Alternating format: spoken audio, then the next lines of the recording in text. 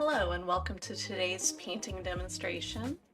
I'm going to show you how to paint this lovely foggy morning mist burning off of some sort of purple flower field. At first I was thinking it was lavender, and now I'm thinking it's not so organized to be lavender, or maybe it's wild lavender. It's definitely not lupin, but it's something pretty magical. So I was pretty attracted to this picture. It already has a pretty good layout. Not good enough for us though. I've rearranged everything, and as you can see, the ratio of the painting is a little bit different today.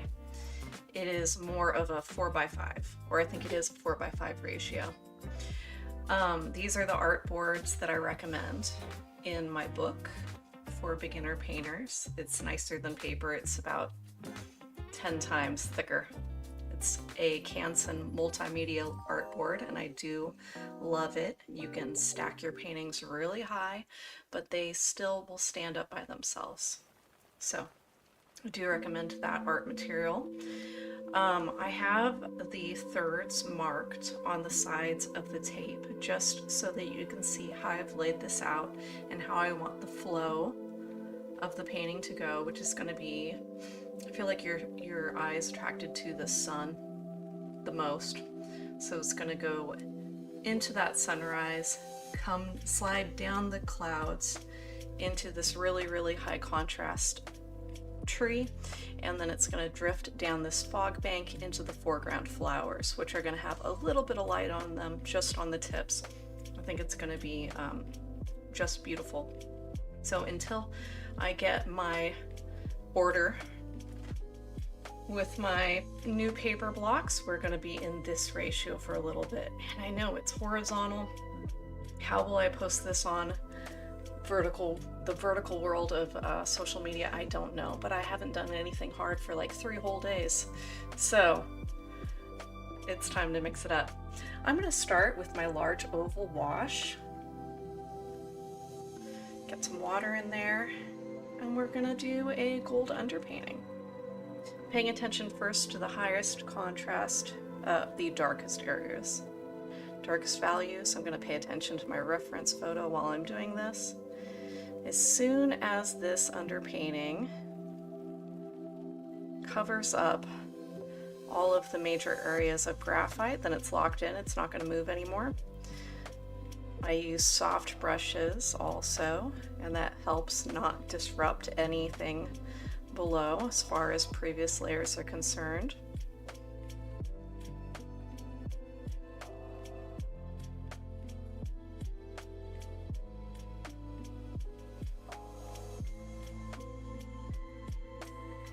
The Canson artboards are also extremely smooth. Multimedia artboards they're resilient enough to handle wet and dry media.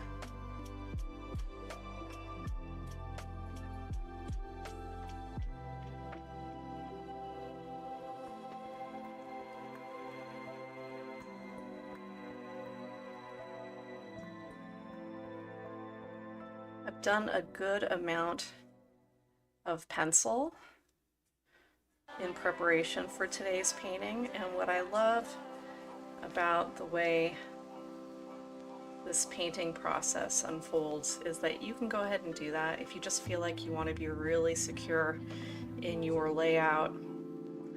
As long as you want every single line that is on there by the time you start painting, then you're good to go.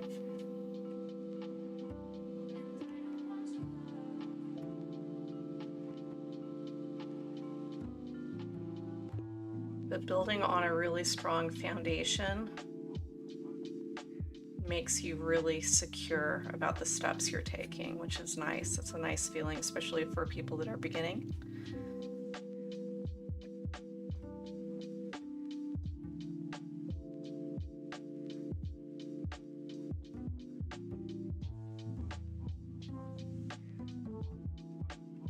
Gonna make sure that these corners are a little bit darker. It helps frame the painting.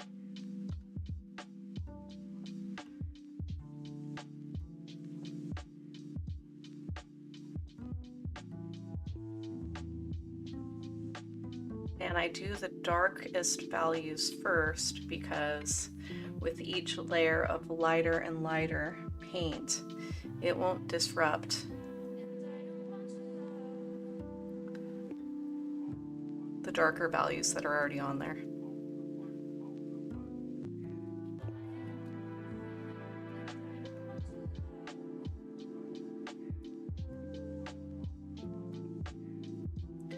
These are distant background trees. I believe they're going to be pretty much purple.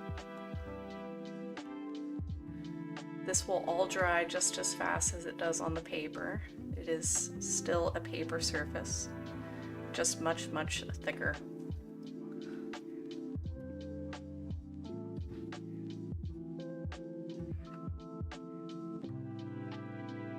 There's going to be some dark clouds on the horizon, and then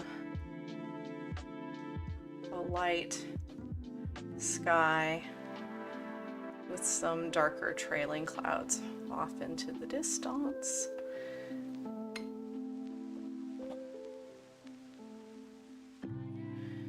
Now for the remaining light values,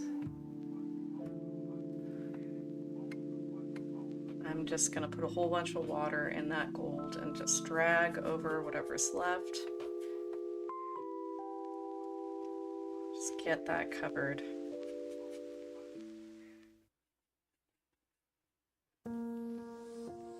Now you don't have to worry, none of that graphite's going to move.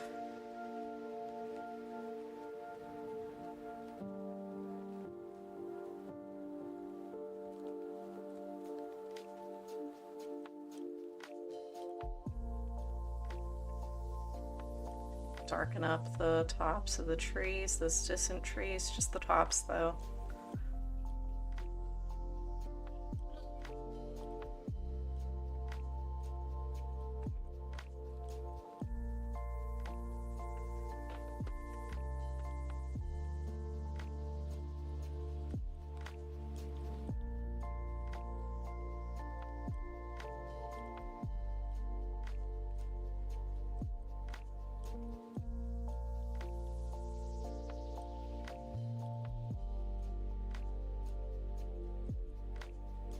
Okay, I think I'm pretty happy with the values here. I'm going to be starting in the sky.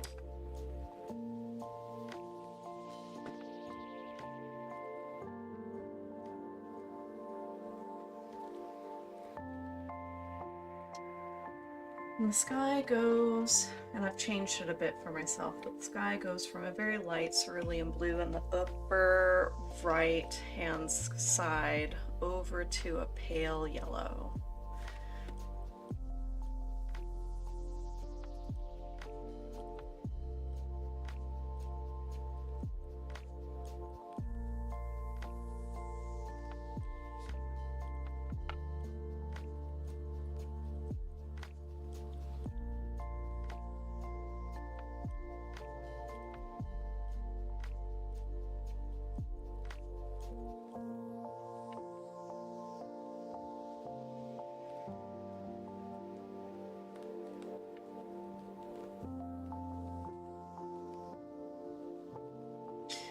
There.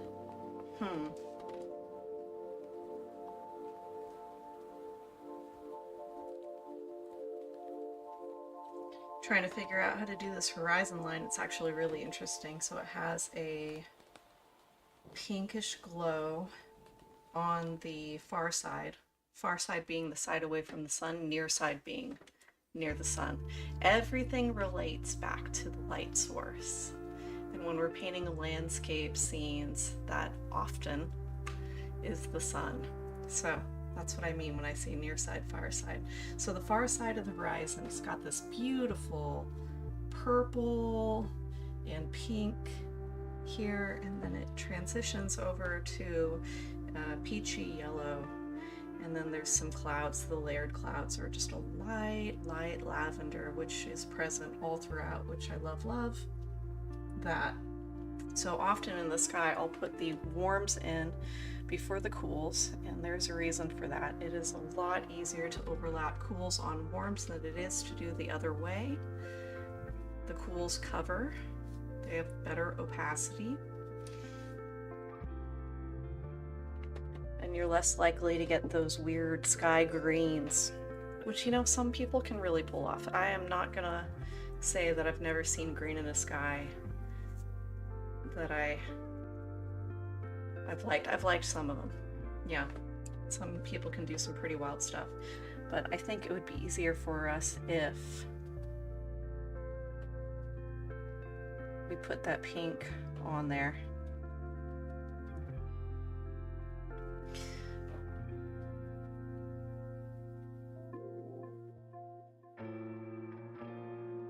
And if we bring the value of the sky closer to that tree color, it's going to have less contrast on the right side, which is actually a good thing, because the center and primary focal point is going to be the sun. We don't really need your eye going in this direction anyway. I'm going to pull up a little bit of magenta to that pink, add a similar amount of white paint, and just blend that in from the side of the painting. My brush is very dry. I am using a dry brush technique. I need more of that right at the horizon, and it's gonna help tint those trees as well.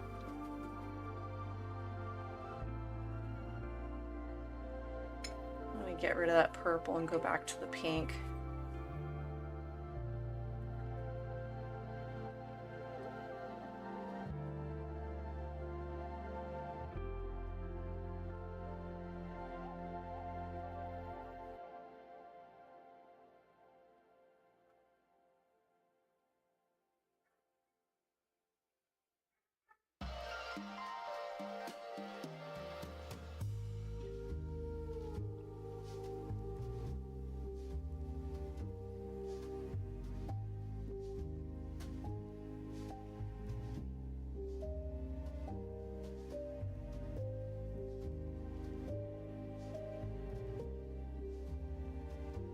Very good. Okay. I'm enjoying that. I'm gonna take that pink color and go back here in between these branches. I think I'm gonna need that later. And then I'm gonna bring it just on the other side of the tree, and I'm gonna transition it over to a peachy yellow right about there.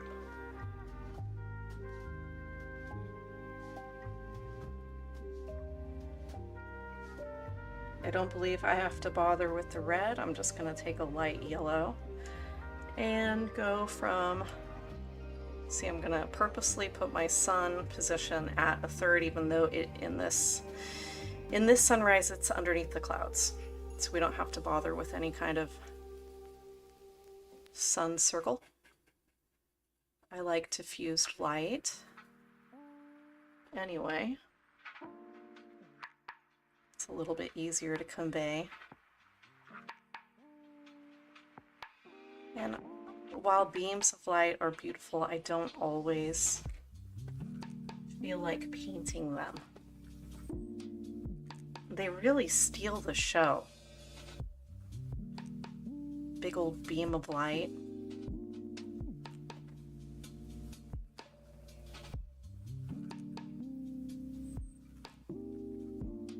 But I haven't demonstrated one in a while, so you know what? Now that I'm bringing it up, I'm thinking maybe we do one.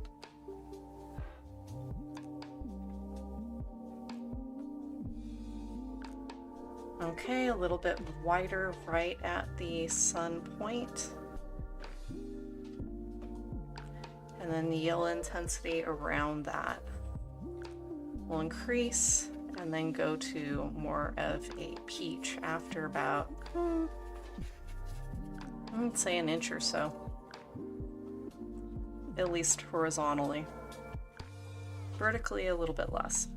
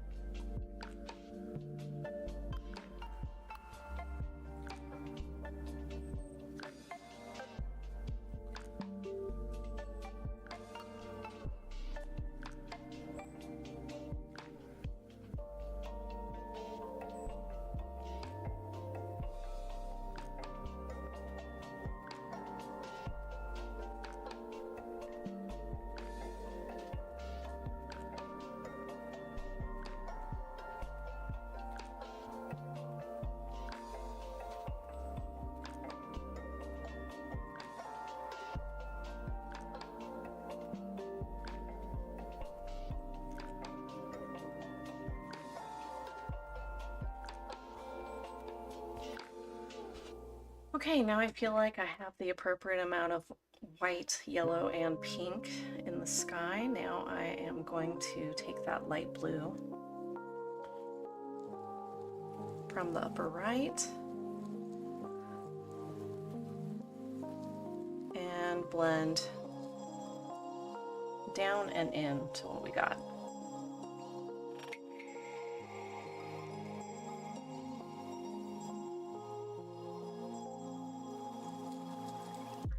Brush is pretty dry during this. I'm doing kind of a dabbing motion.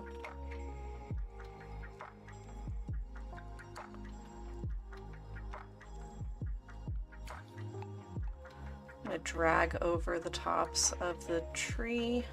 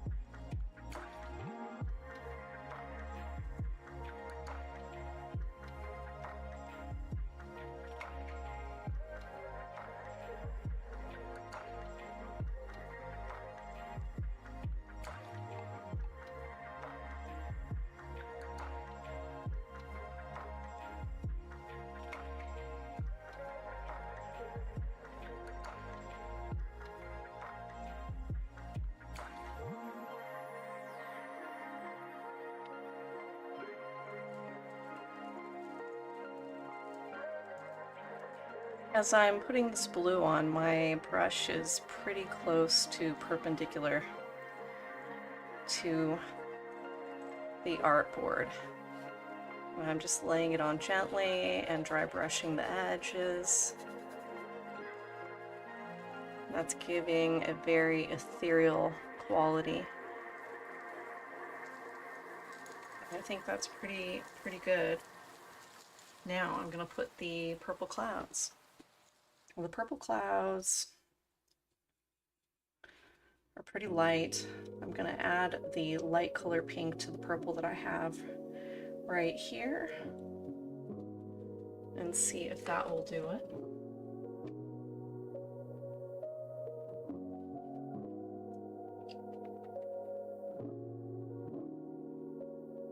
This might be a little bit saturated. I'm gonna add a touch of cerulean blue.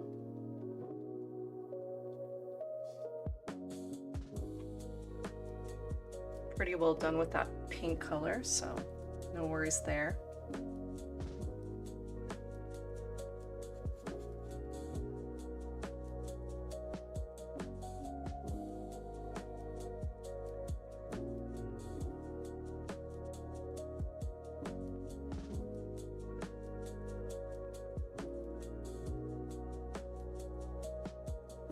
Okay, this is the color that I'm going to use for the main mass of the clouds, but then on the sunward edge, it's going to get lighter.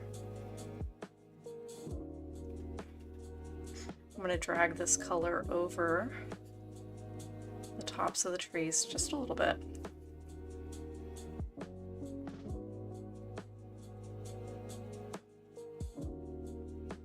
Just want to make sure that there's no gap in coverage there.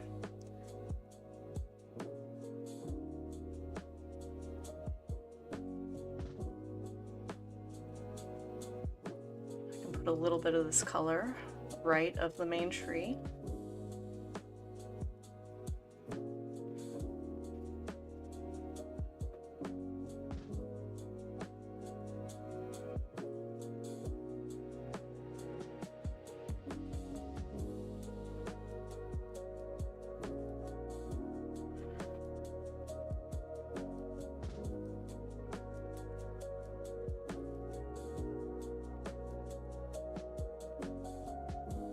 Okay, now the lighter color.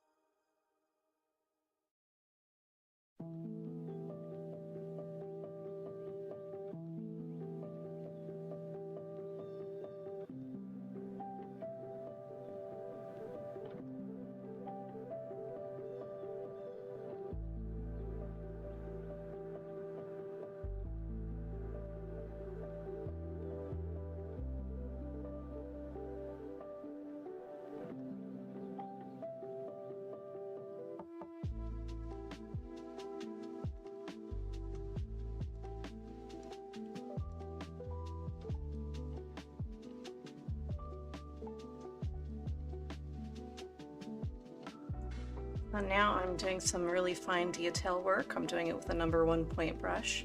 I'm gonna add just some texture to the focal point with the light yellow, just some wispies and some subtle glow on these little lead line clouds here.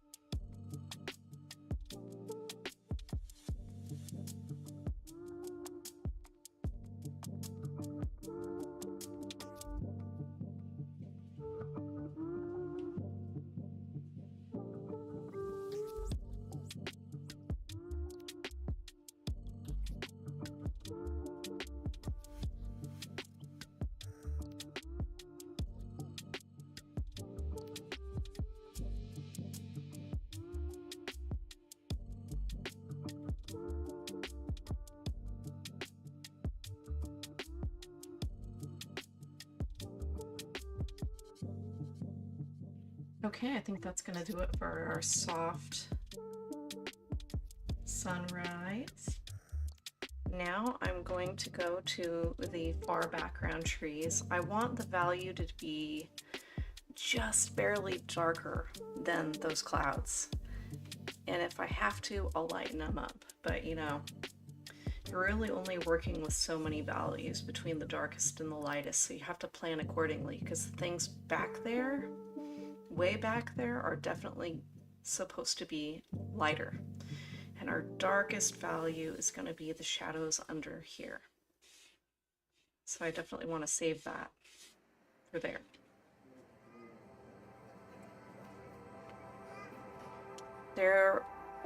Those background trees are pretty dainty, the shapes that extend out from them. I'm not confident using anything bigger than a number 2 point brush. And this board, the painting area is 8 inches wide by 6 inches tall.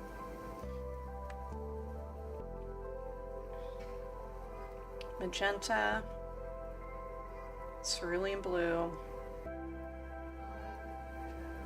and white.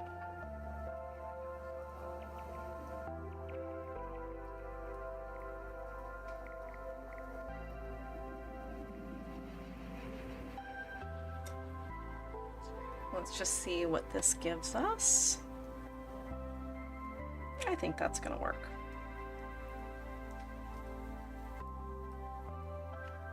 I'm going to use what I call a sketchy motion.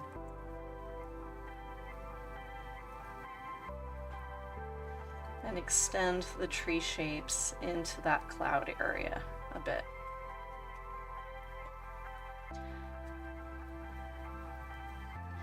And then I'm only going to paint this color down about halfway. I'm going to need to paint some fog up into those trees. I kind of want to paint that at the same time as I'm going across the scene. And the reason why is it's just going to be so much easier when the paint is wet. I'm grabbing a light blue color. I think this is what we used for the sky. I'm changing the angle of my hand here. I'm going to cut it into the next layer.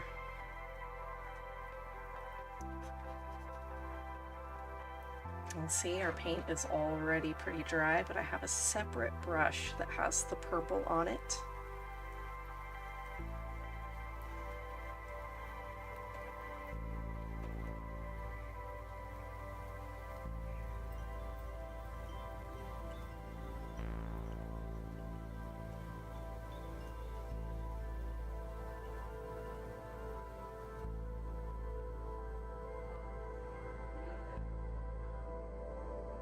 Okay, I think I am going to do this 2-brush method. I have not done this yet in any of the demonstrations, but it has been something I've done in the past. Sometimes it is just easier to use 2 brushes and not be wiping away all that paint all the darn time.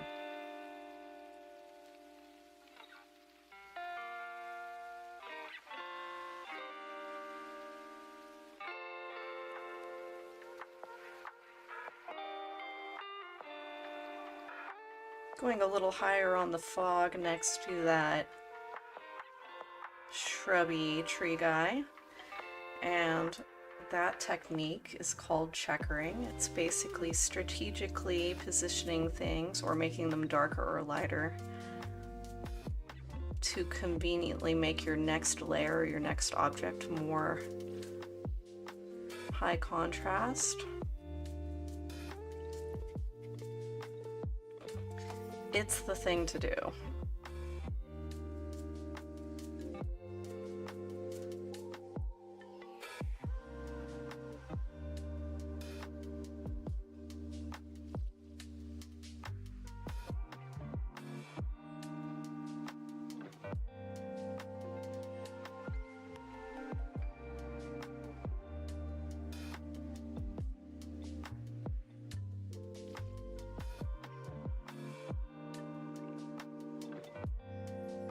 Gotta be careful with your grip on those 2 paintbrushes. Don't want a disaster.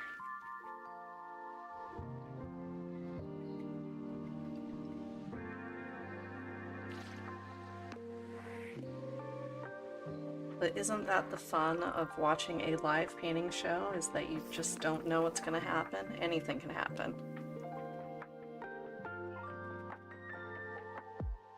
And also, I've never painted this before, so you get to really be in the front seat of the choices that I need to make in order to make this successful,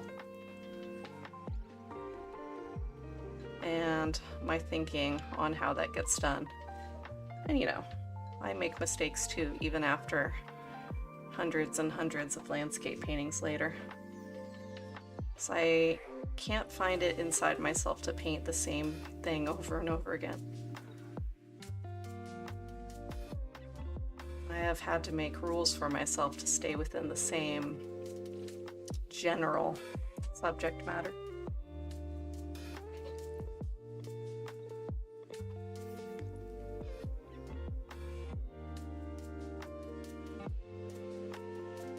Adding a little bit more higher fog in front of our main tree. I'm dragging that over.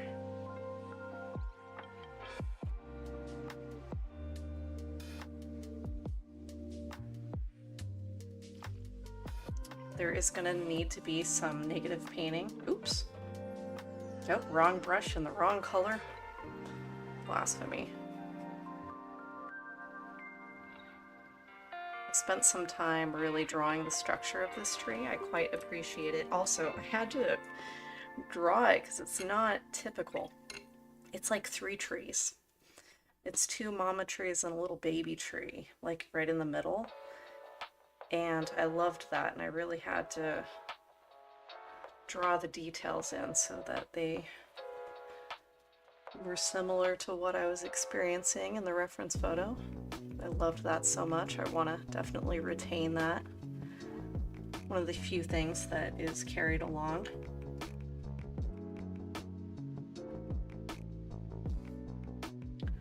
It's okay if we lose some of the contrast here on that right side of the painting. I just want that side of the painting to be a little bit more vague. If it completely disappears and just becomes a loose gradient, that would be okay too. I don't really need it drawing your attention over in that direction. Just needs to fit.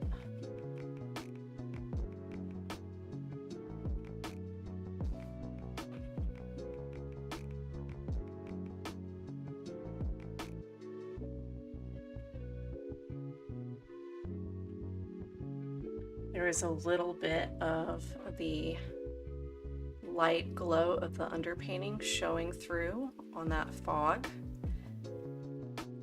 Magnifico. We want that. That is beautiful. That is lovely. That is part of the reason we put that all down. Is for that transitioning, that light showing through.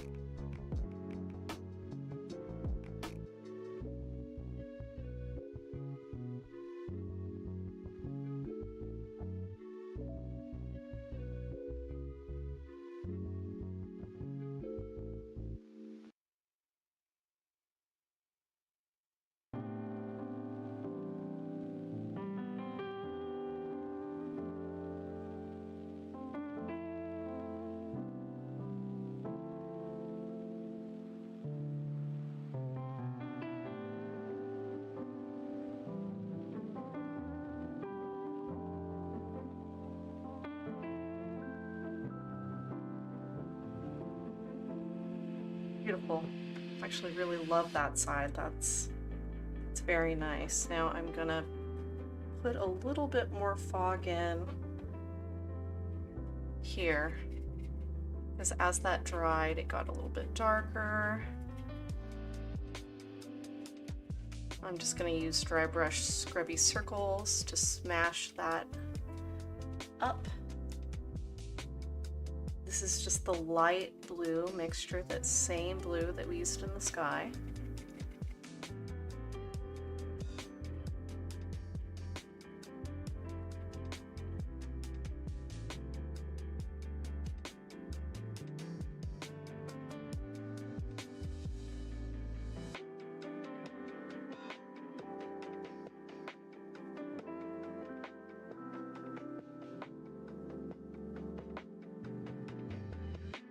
Okay, pat, pat, scrub, scrub.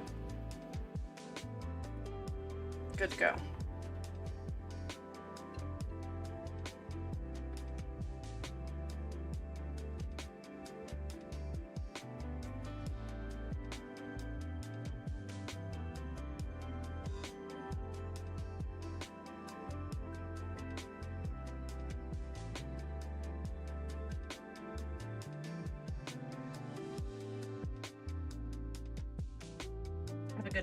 I have a good feeling about all this. Okay, so now I'm gonna approach these. They're pretty far back there. These background, really vague, obscured shrubbery. Too big to be shrubberies. Tree shrubs. It's the technical term for that. Okay, so I'm gonna make something that is only slightly darker value than these background trees, but I'm gonna mute it a little bit. Exciting, I know. So, I'm gonna take my little mixing wand here. I'm gonna make more of that purple.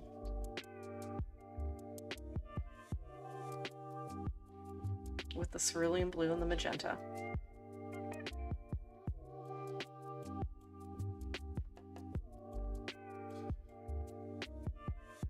But that's a very saturated color.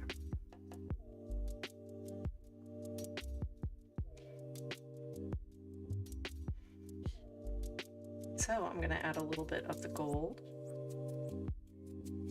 If you don't have the gold, you can use the yellow. It's just going to increase the value. I am working on replacing the gold as soon as I can. I'm waiting for an art order, and I need to do a little bit of experimenting before I can solidly recommend something to replace that color. Okay, so now we have a more muted color that's a similar value. This might actually be a little bit dark, but I can adjust it on the fly.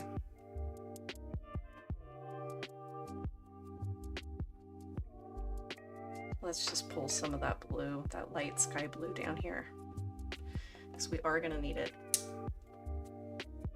All right, going back to the number 2 point brush, looking at a yew shrubbery.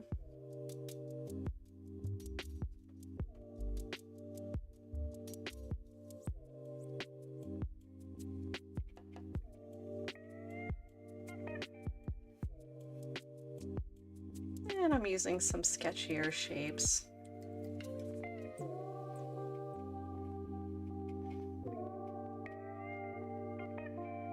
Just pulling little wispy branch type lines up out of that.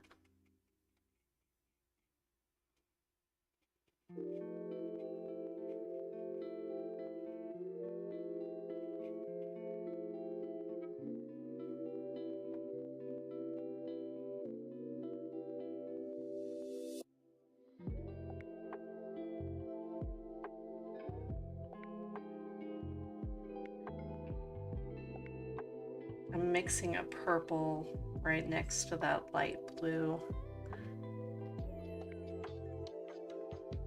And I am going to put this in the middle bottom. There we go. That's more like what I wanted right there. I didn't want it to just look like it was set on top. It needs to sit in the seam. There's also going to be more of this fog coming up.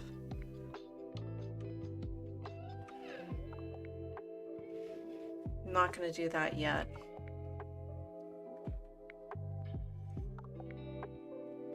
I think I need to get these shrubs in first before the ground fog that they're sitting on that comes up through them and overlaps the previous layer can happen.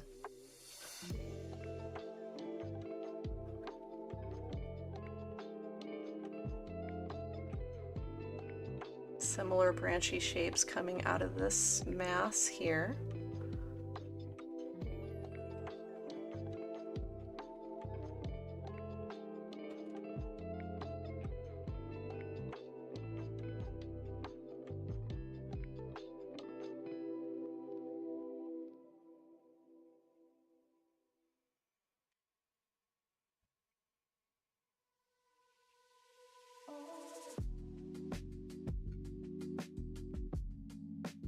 Okay, a lighter version of that purple.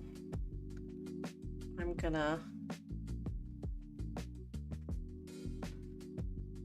paint in the horizon line for that layer.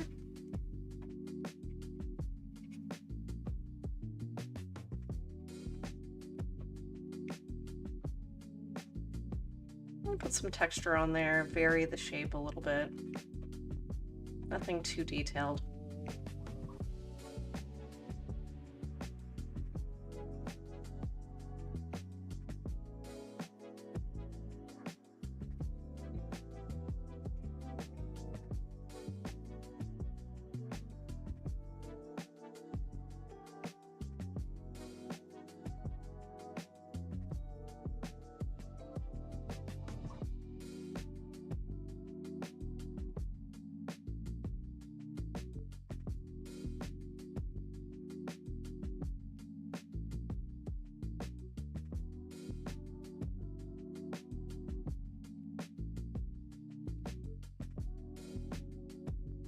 Now I'm going to straight light blue right up against our next layer of ground.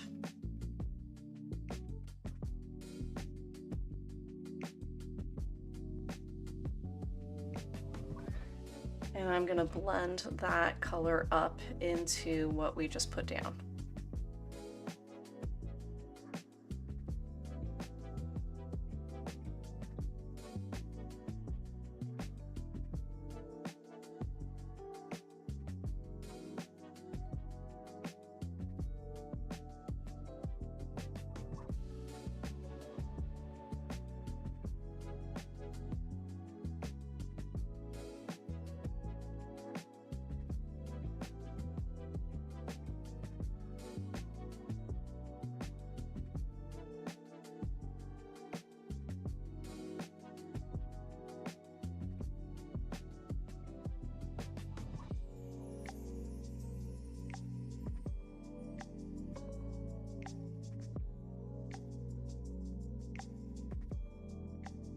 I'm just using dry brushing.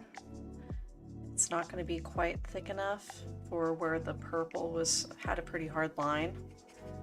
So I am going to come back and do another layer of this. Maybe a couple layers. But also don't be afraid to just go straight up to the other fog that exists. So you can just go all the way up and touch that layer there and it'll look fine. You can still tell where the line is on the terrain.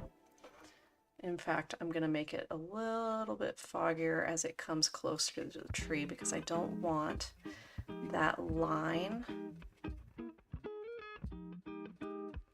so close to the tree. Just from a composition standpoint, I just want to fade that out.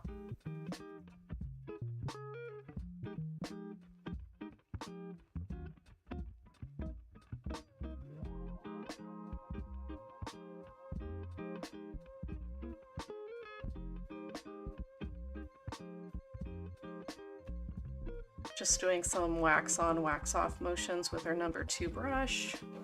There is like no water in this brush at all. The paint is drying super fast. I am just dry brushing one spot and then moving over to a different spot.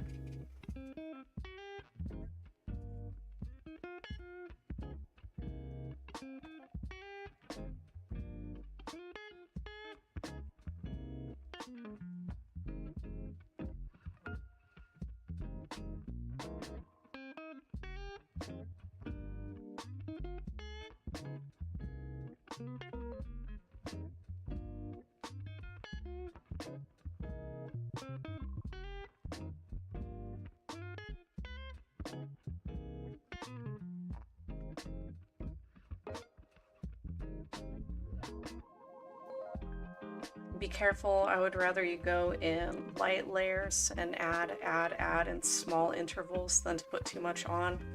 It's really hard to go backwards on this. And all that work that's been done is pretty much done.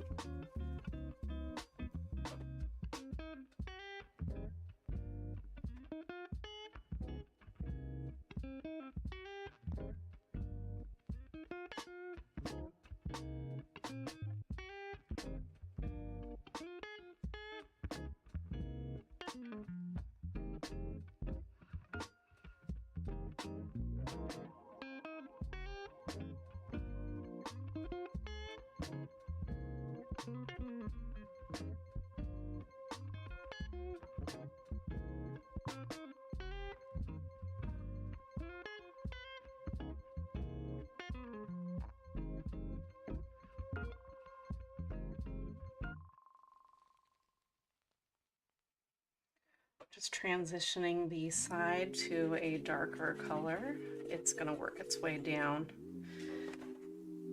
the side of the painting, and I like that muted dark that we created, so I'm going to be using that again. It'll probably be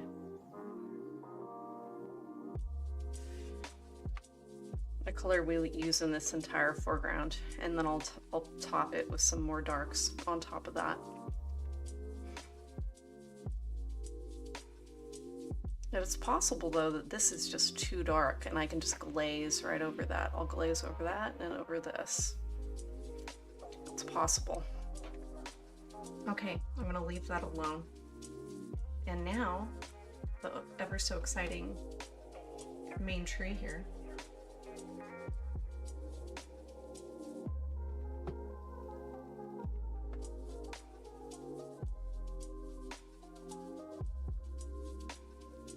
Gonna go a little bit warmer and a little bit lighter.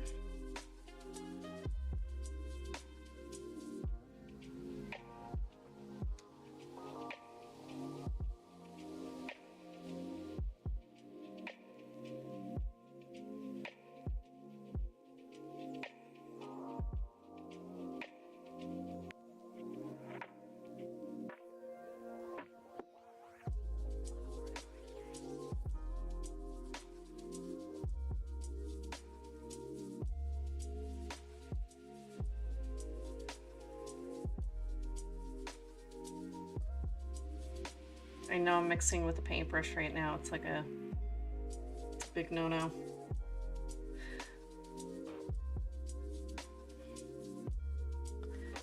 I'm not going to be using that brush for this tree. Just a side note.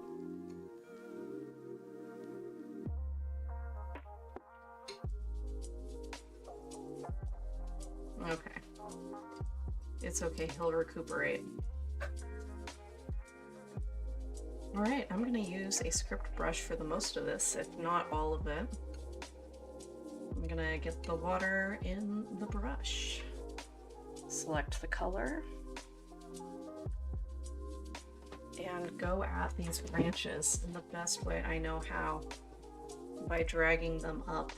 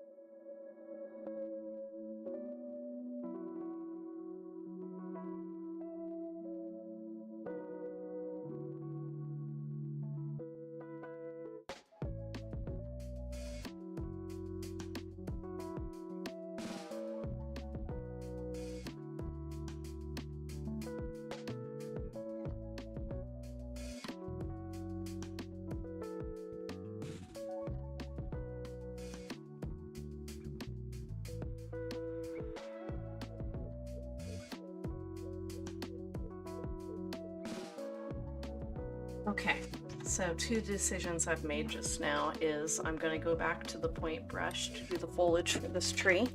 And the other decision I've made is that is too dark a value for that layer of dimension. I'm going to handle both things with the same brush,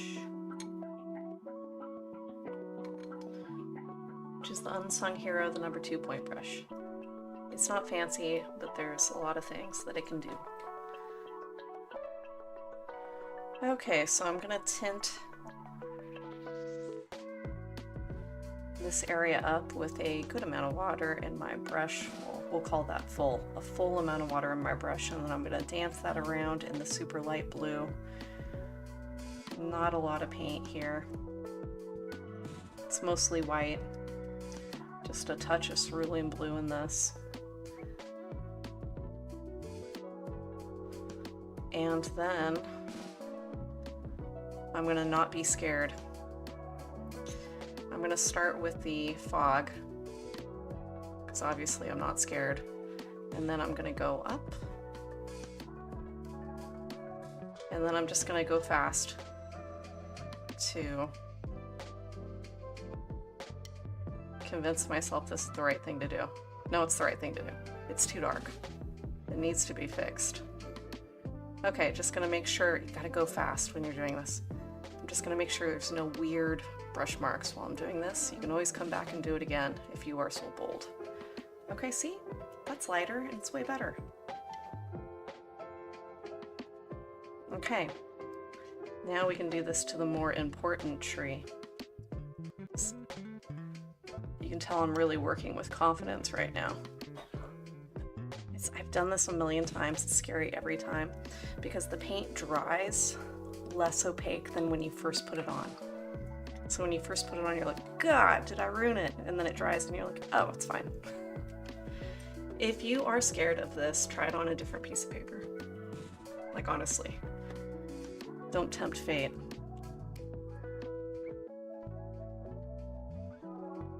Just be careful when you're going over the sky on this one.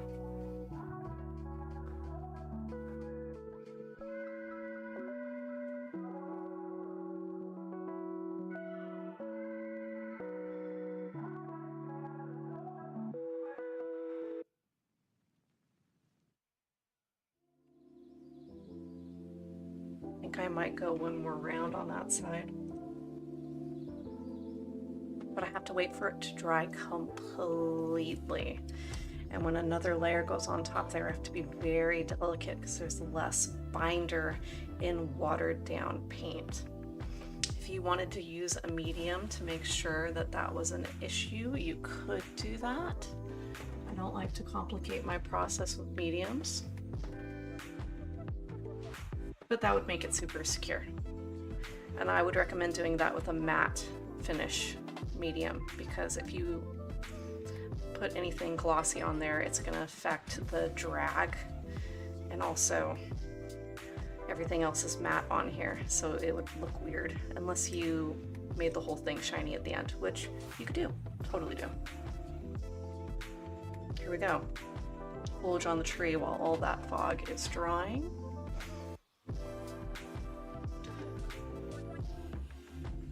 Now this tree is far enough away from our sun. We don't have to worry about any kind of warm gradient.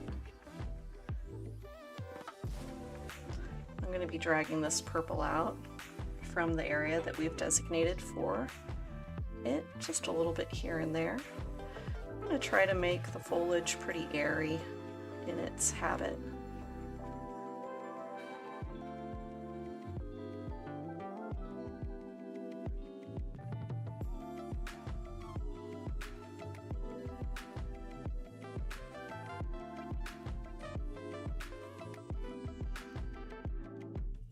There's going to be plenty of room for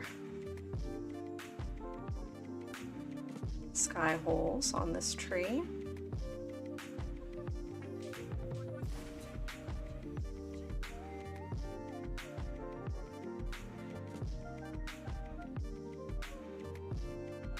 And I'm going to leave some negative space as well, so it will be a combined approach.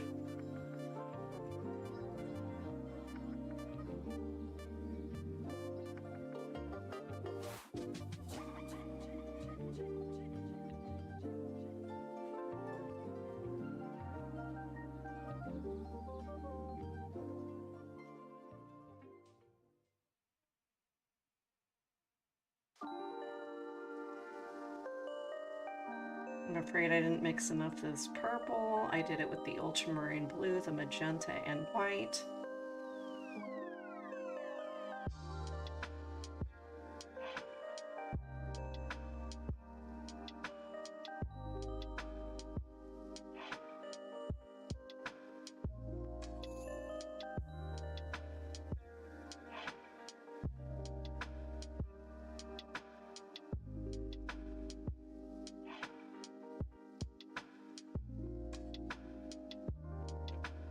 A little bit more white.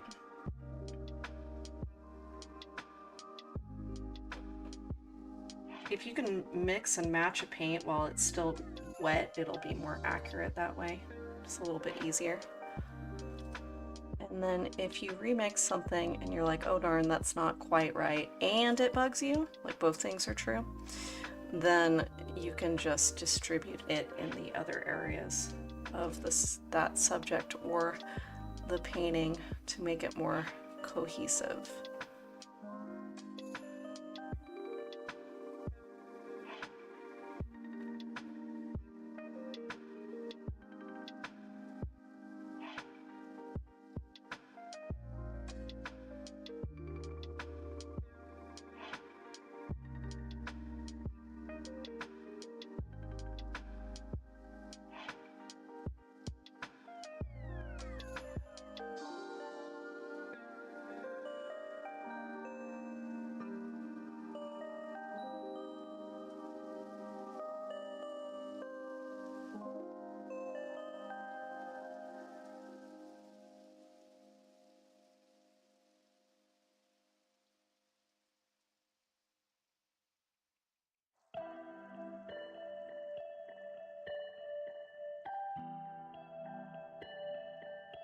Sometimes what I'll do, and I'm doing it now, and I'm going to share, is that I will trace the outside of the tree first and then kind of add, and then add, and then add. That way it's more uniform in how much weight it has on different sides. I also don't want it to be too thin on leafy stuff.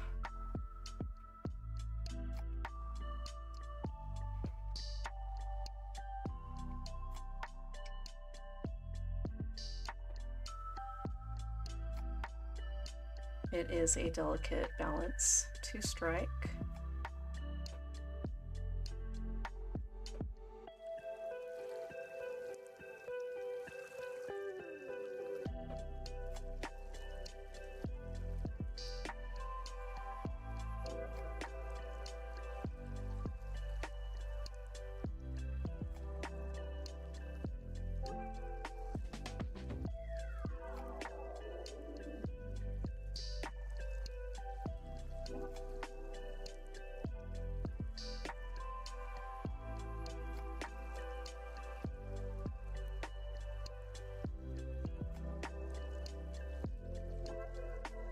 Okay, I like that shape. That shape is very nice. I'm gonna paint in the little negative portions of the tree that are sky colored.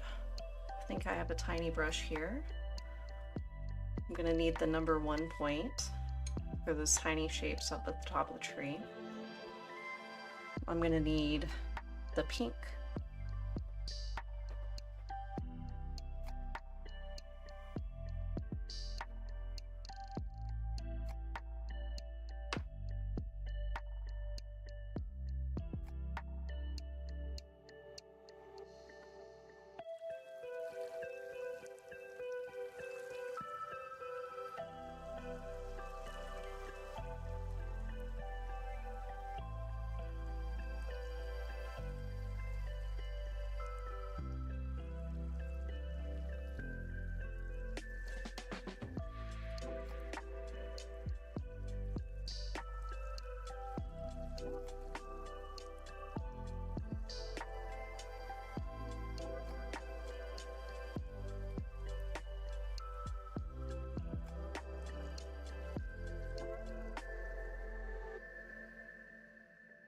Okay, now I need it to be a little bit more purple Just gonna add any old purple to the side of the pink.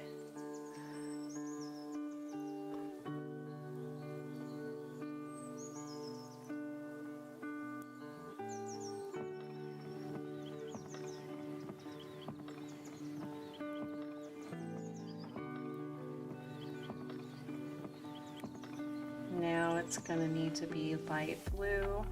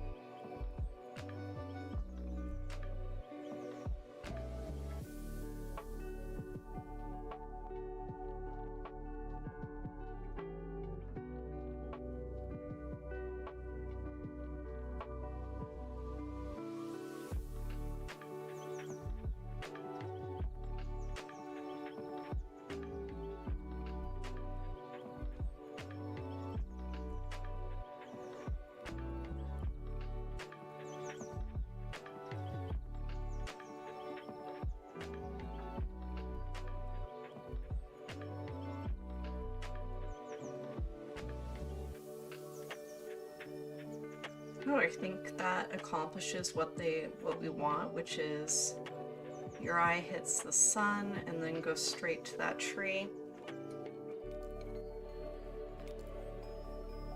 I'm gonna lighten that guy up a bit. That's definitely happening. But then all of this fog needs to be a touch lighter as well, so that's gonna be easy to just drag that up there. It doesn't bother me as much here, the fog goes higher.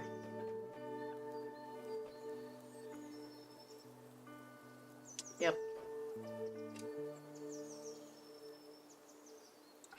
Number 2 point.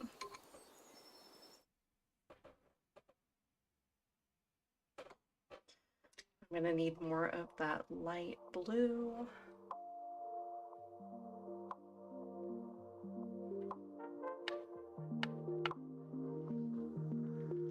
I saw that little chunk of purple that was in here.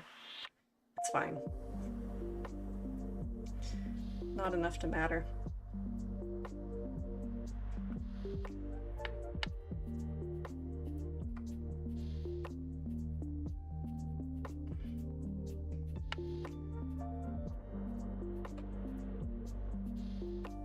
Okay, I'm hoping that's enough fog blue to get us through the rest of this.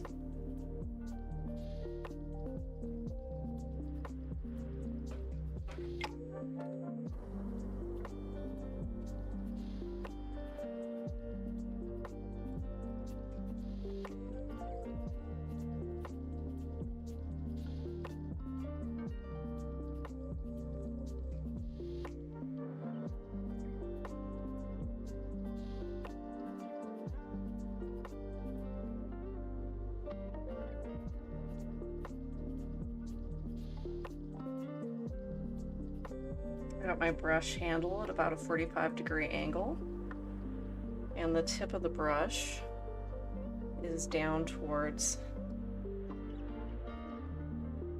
the next layer, and I am just scrubbing that paint back and forth as I drag it up towards the bush.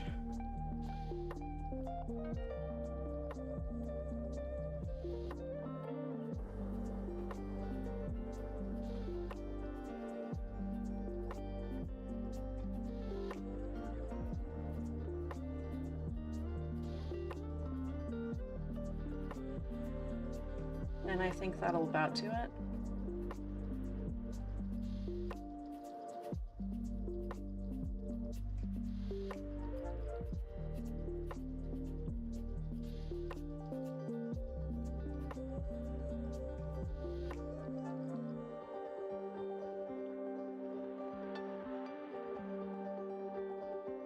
careful not to wipe off the paint that was previously there. I just did that a little bit and fully intend on going back and fixing it again later.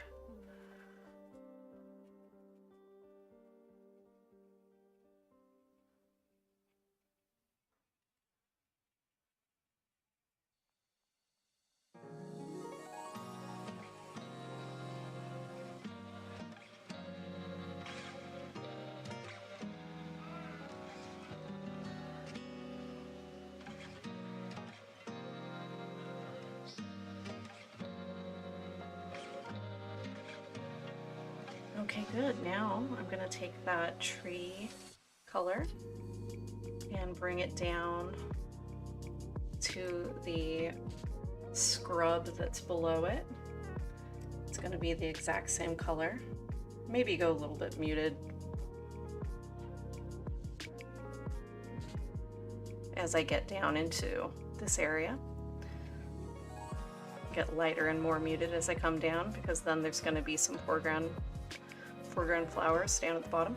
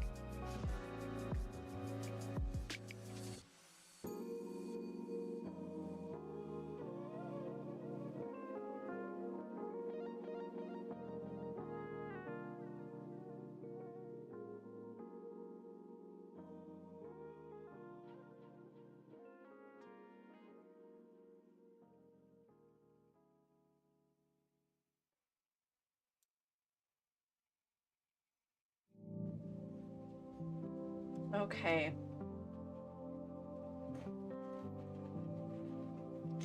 I'm blending this purple color with our foggy blue.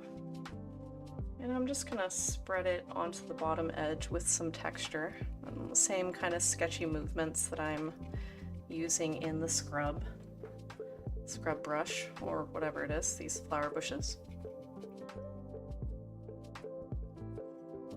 What's happening is some of these bushes are popping up out of the fog. It's really, really low fog.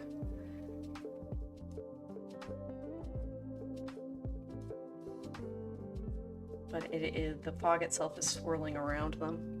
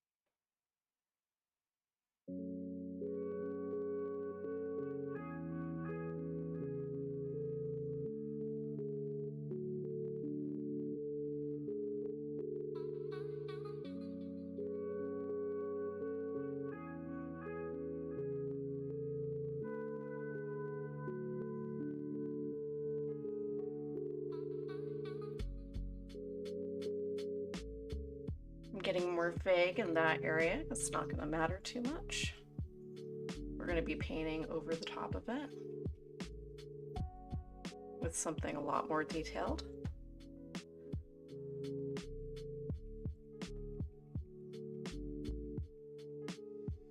This is swirling fog.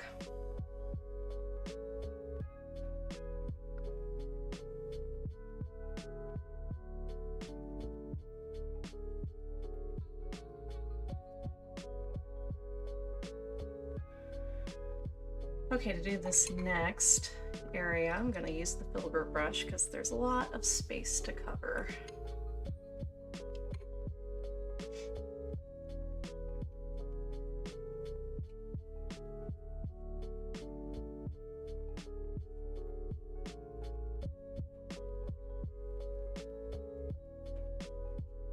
Same wax on, wax off type movement here.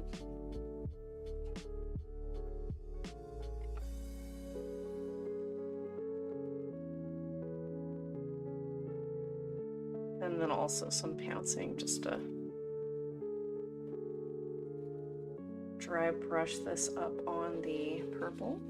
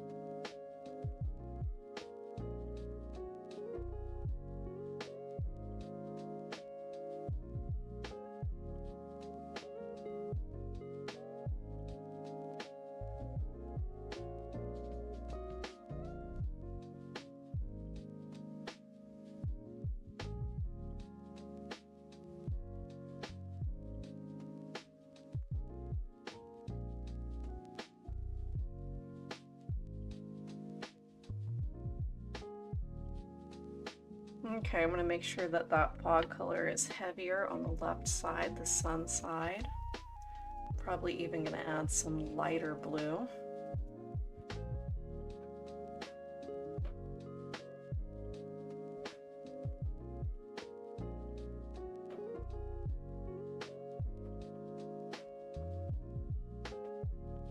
Just brighten it up just a hair.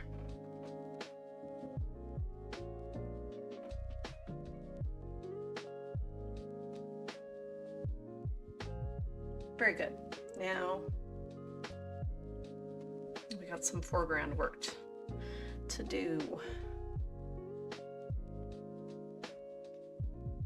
Here's that color we put aside.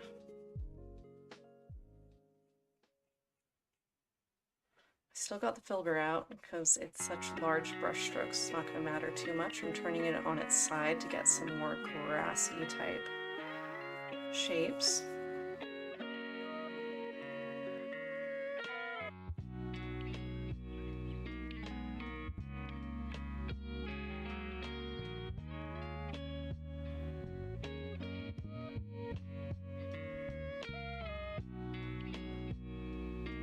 I want to drag this color right off the edge of the painting and get those corners covered up with this.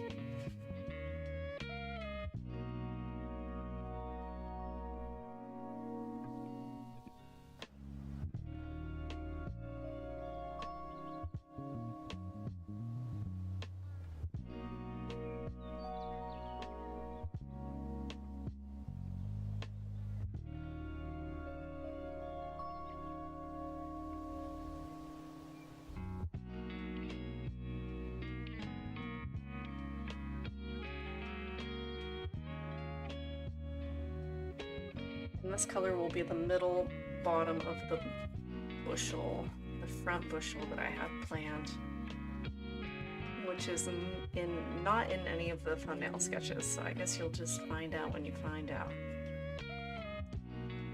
There's a little bit of it in the reference photo.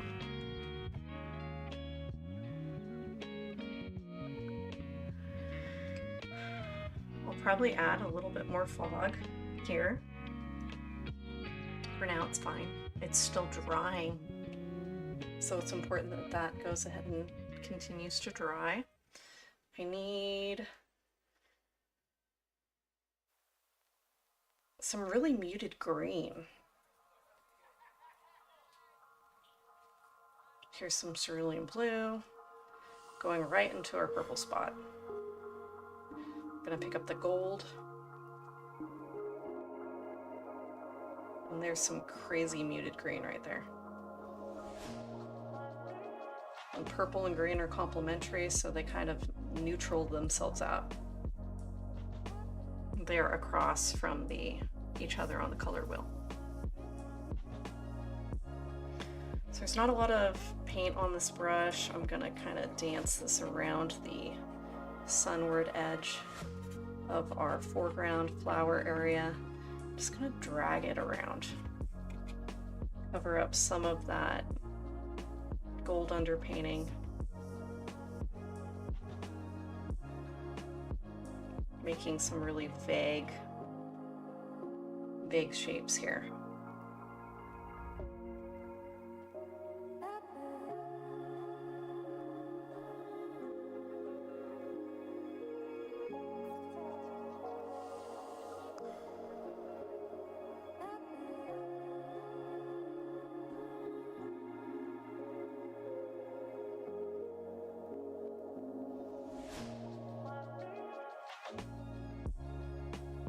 Okay, now I'm going to pick up our 1/4 inch flat brush. We haven't used it at all this painting. It's getting lonely over there. I'm gonna load it up with water. It doesn't have to be too green, but we're out of that green. So let's make more of that. Cerulean blue, gold.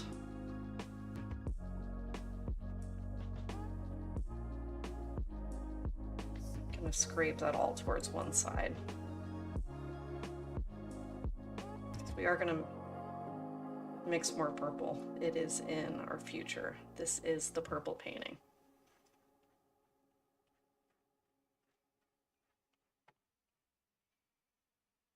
I feel like that green's gonna be just fine because it has a good amount of water in it, which is gonna make it a little bit more transparent, which will then make it blend more easily into the scene, which is part of the technique here.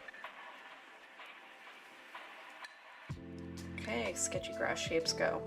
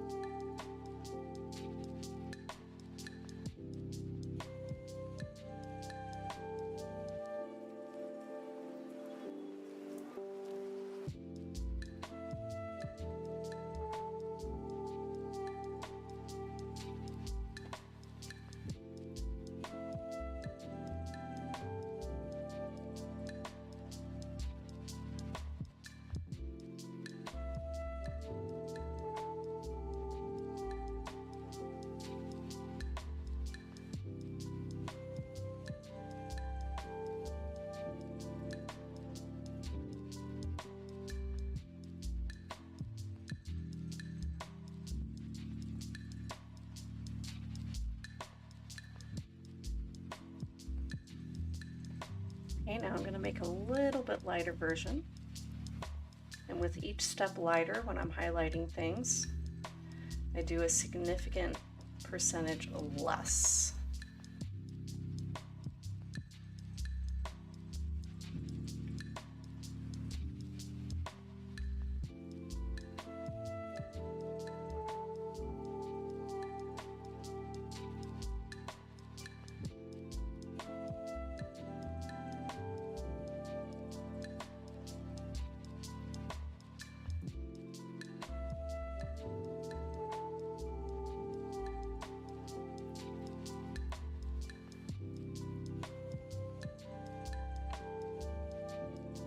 Wonderful. Okay, now we're gonna get some funny little purple blossom shapes. These seem to be growing on stalks. It's not lavender though, I don't know what it is. There is some pink with purple.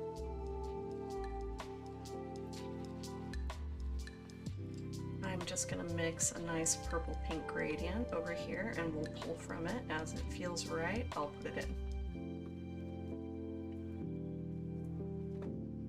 Also, we're gonna need to transition from flowers that are hitting the light, flowers that are not hitting the light.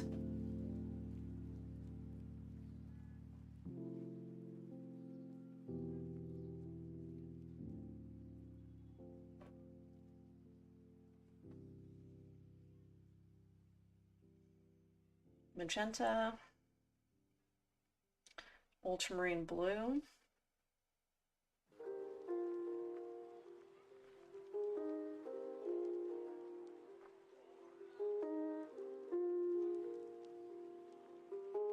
then I'll move over here and add cerulean blue. See what we get.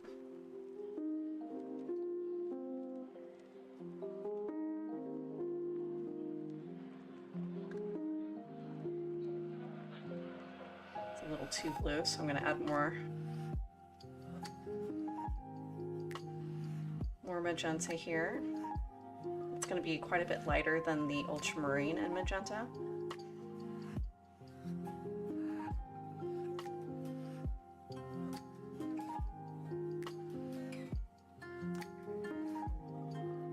Now I'm going to add a little bit more cerulean blue way up here, some white.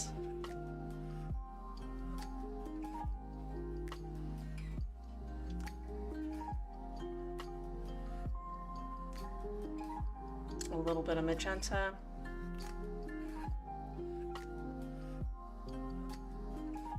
Let's get a warm light lavender. And then the last color that I'm going to mix for this is going to be a white and cadmium red, which they're going to need to be in a different pile because they don't play nicely. They will gray each other down. The cadmium red is a warm red, whereas the magenta is a cool red.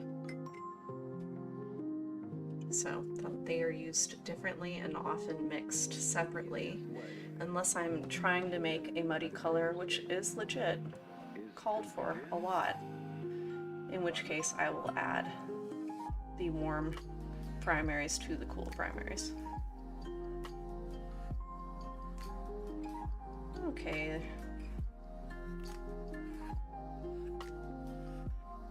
And that is all ready to go.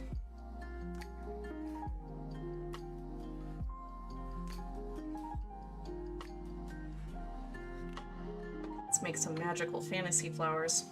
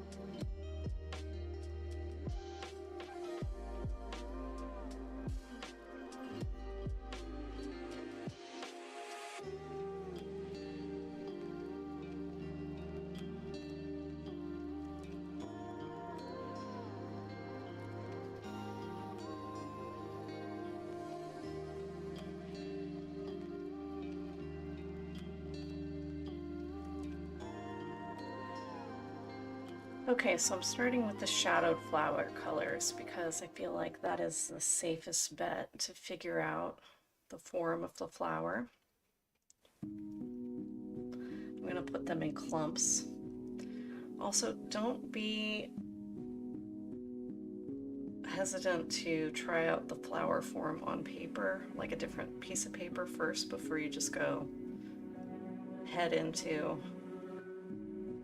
almost the last little chunk of your painting. It would be so sad to feel like you could have done better on the last couple of steps.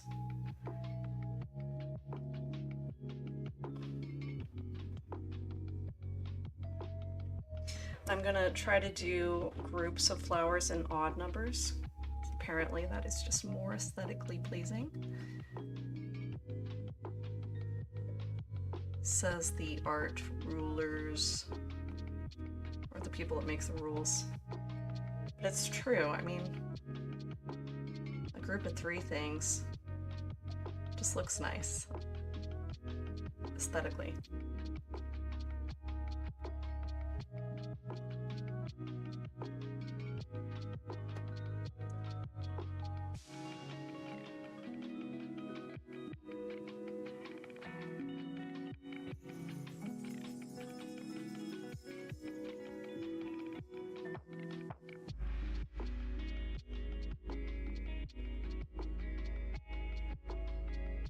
Okay, so those are the most shadowy.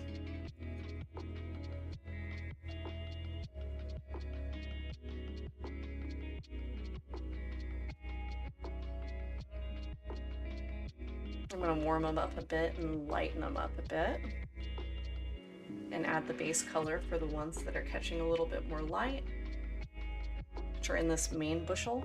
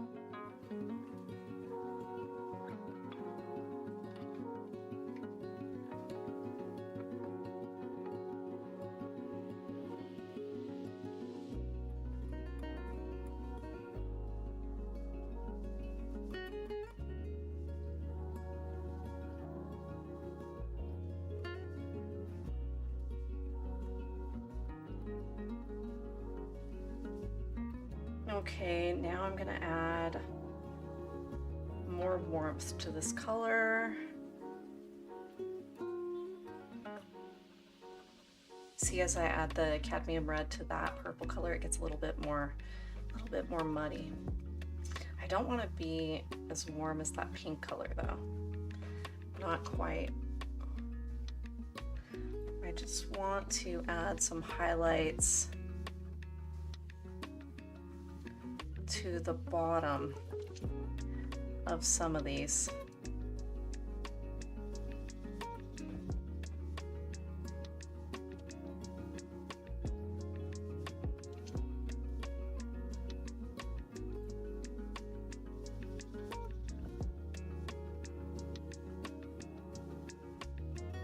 And I'm not really worrying, I'm being pretty vague, I'm just lobbing the color on. If it overlaps, great. If it underlaps, great. No big deal.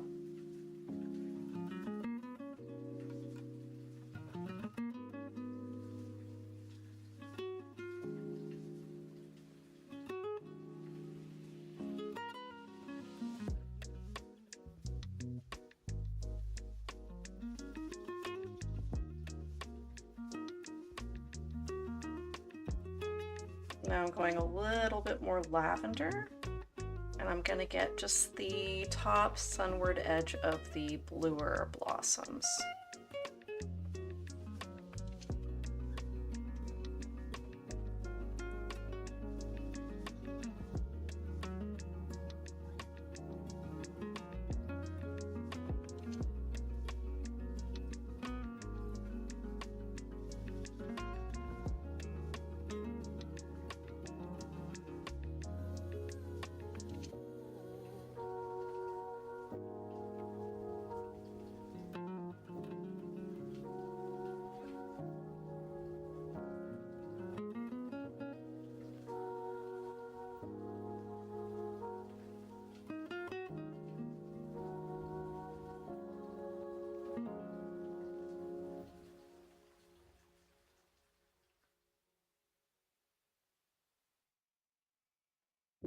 Okay, now for the ones that are more purple, I'm gonna go with the pink color for the highlight, for the sun edge.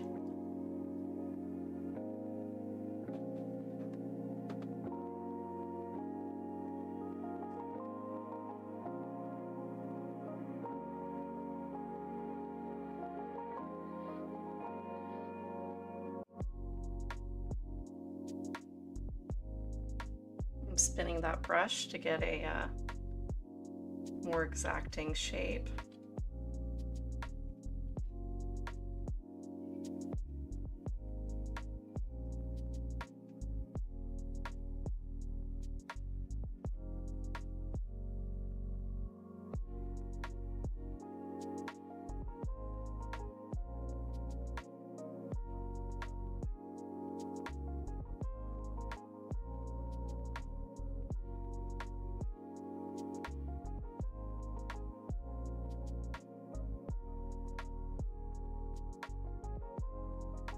Okay, I'm going to add some of that to the very tips of the more blue flowers also.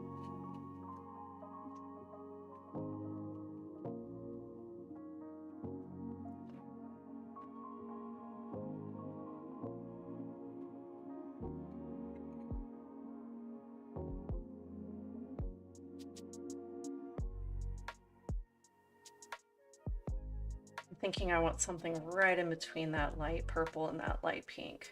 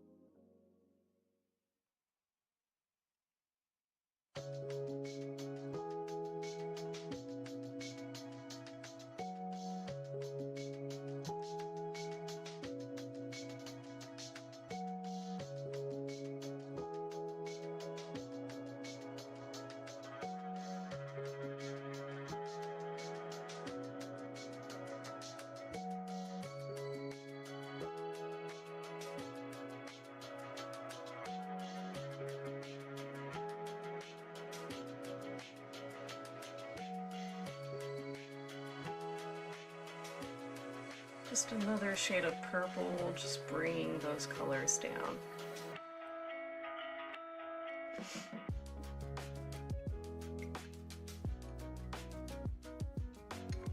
Okay, I think that's enough for the flowers. I don't want to highlight them anymore, but I do want to drag some grasses up over them a bit.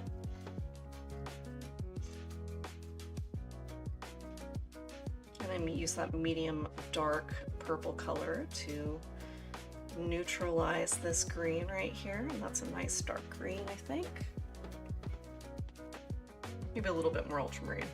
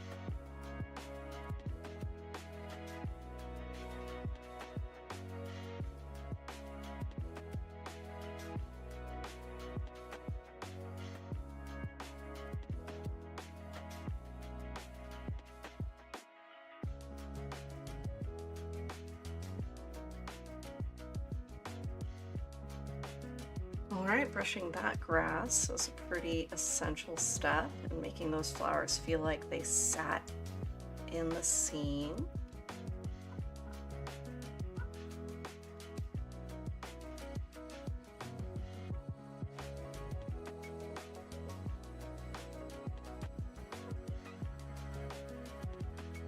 Okay, now here's the time where we do the final checking. I do like the flowers. I think that works just fine. Okay, so I'm going to brighten up a little bit of the fog. Just a little bit though.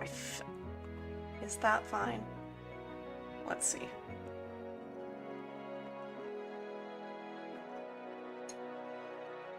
Number 2 brush. Good amount of water. Good amount of that light blue paint, and I'm just gonna go over this guy.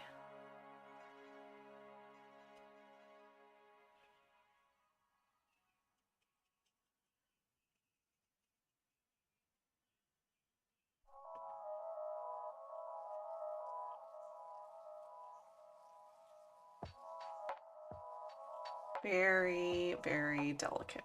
That.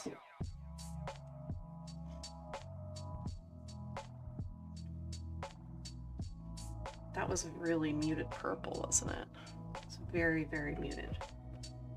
So if I take this dark muted purple down into the green, it'll make something very similar. And then, see that? Yep. Bring it up to the white.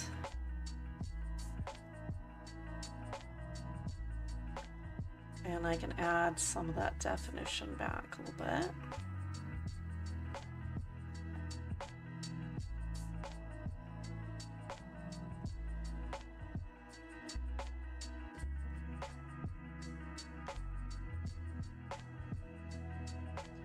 Just make sure to blend the bottom.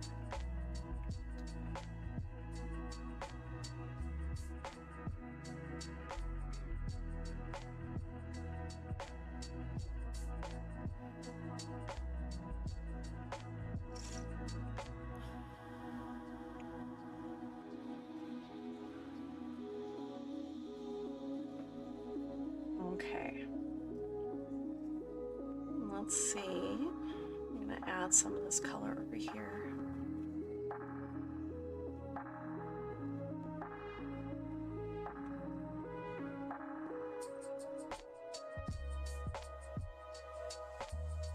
I mean, these were like outlandishly too dark at the very beginning.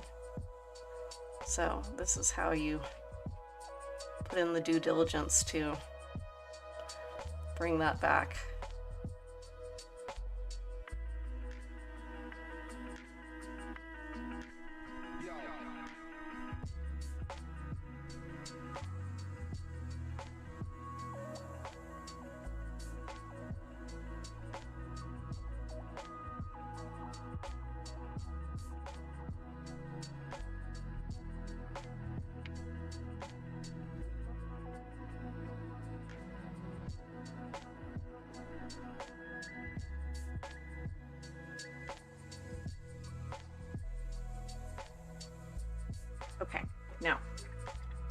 get that clean #2 brush, and I'm going to grab some white, and I'm just going to put a final layer on our sunspot. Make sure that that blends nicely with what's around it, of course. With just a subtle movement, I'll wipe most of that off.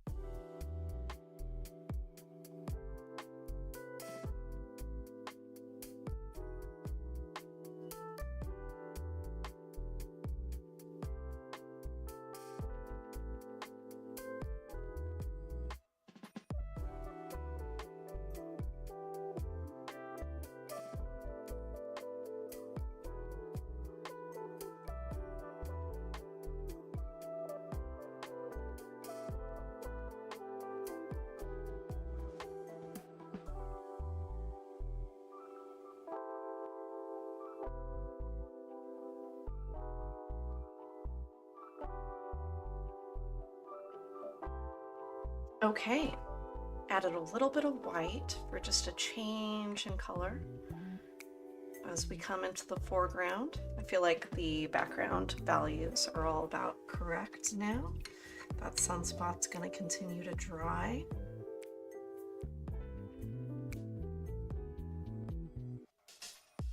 The only thing I can think of that I might do right while I'm looking at it is lighten up this line just a little bit more.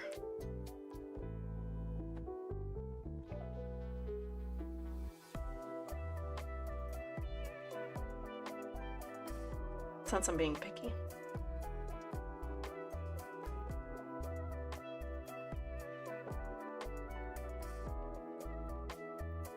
Okay, there we are. I think we did it. You know, I would normally cut some negative shapes into these background trees, but I feel like they're fine. They're airy enough. They show enough of the underpainting to where they look like they're glowing. So I feel like they're fine. They're good to go. And then everything else that's supposed to draw your attention draws your attention in a really, really strong way. So that is that. I hope you enjoyed this painting process video. And until next time, happy painting.